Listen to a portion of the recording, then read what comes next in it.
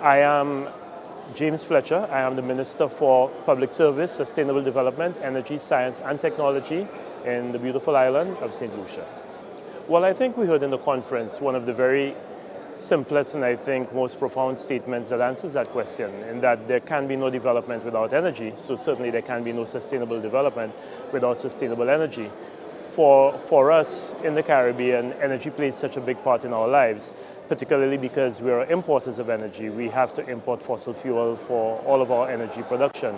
So the impact that that has on our gross domestic product, the impact that it has on our everyday lives, the impact that it has on the ability of our businesses to compete, all of these impacts make it extremely important that if we're looking at a future for our islands, a future where we put ourselves on a course of sustainable development, we have to address in a very profound and in a very meaningful way the question of energy, how we derive our energy, the cost of that energy, and also the cost of producing that energy and using that energy on our environment, because we are a region of the world that is known for its environment. Tourists come to our countries because of our environment.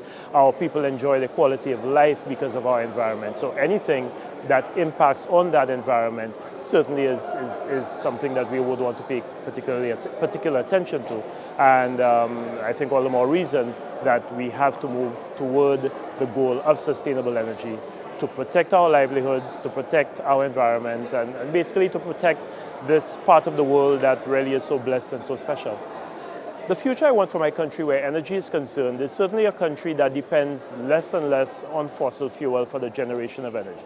So a country where we're able to make use of our natural attributes, make use of the abundance of sun with which we are blessed, of the wind that caresses our shores on a daily basis, of the geothermal potential that countries like St. Lucia have, and use that mix really to produce, really to give us a diversified energy portfolio where at some point in the future we can look at, if not eliminating, but certainly minimizing on the dependence of fossil fuel for energy. So really the future I would like to see is one where we move gradually toward the production of electricity and both energy for both the electricity sector and also for the transportation sector, because what we found is that the transportation sector has become a bigger user of energy than for electricity generation. So for both sectors where we see greater use of renewables to produce energy so that we can reduce on our carbon footprint, make our islands more competitive,